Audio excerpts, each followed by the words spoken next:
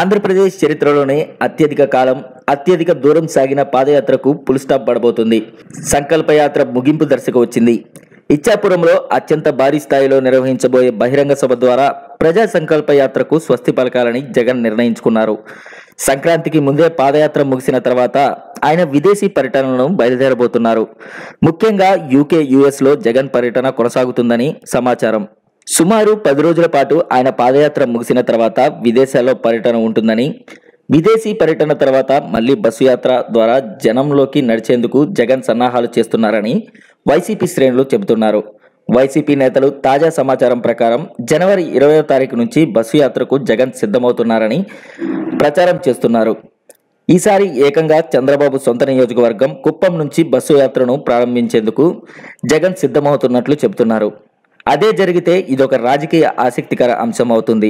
CM ప్రాతినిధ్యం వహిస్తున్న నియోజకవర్గం నుంచి విపక్ష నేత బస్సు యాత్ర ప్రారంభం కాపోవడం ఒక చర్చనీయాంశం కాబోతుంది.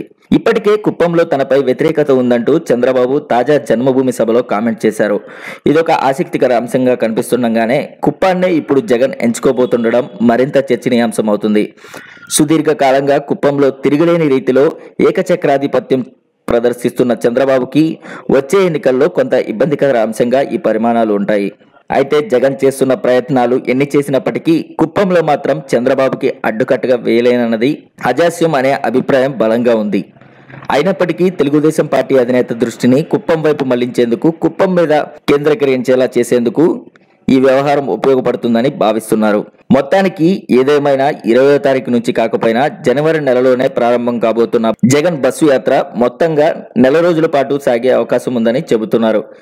ఇప్పటికే పాదయాత్ర సాగని అన్ని నియోజకవర్గాలను టచ్ చేస్తూ బస్సు యాత్ర ఉంటుందని, తద్వారా రాష్ట్రంలో ఉన్నటువంటి 175 నియోజకవర్గాల్లో నోటిఫికేషన్ వచ్చేలోగానే పూర్తి చేసిన ఘనతను జగన్ సొంతం చేసుకోబోతున్నారని చెబుతున్నారు. ఫిబ్రవరి నెలాఖరులో నోటిఫికేషన్ రాబోతున్న నేపథ్యంలో ప్రచారం ఊపందుకునే అవకాశం ఉంది. మొత్తానికి నోటిఫికేషన్ ముందే ఒక్క విడత ప్రచారం కార్యక్రమంగా జగన్ ఈ బస్సు యాత్రను ఉపయోగించుకునేందుకు సిద్ధమవుతున్నట్లు కనిపిస్తోంది. ఏమైనా ఈ వ్యవహారం జగన్కు ఏ మేరకు ఉపయోగపడుతుందనేది త్వరలో తేలబోతుంది.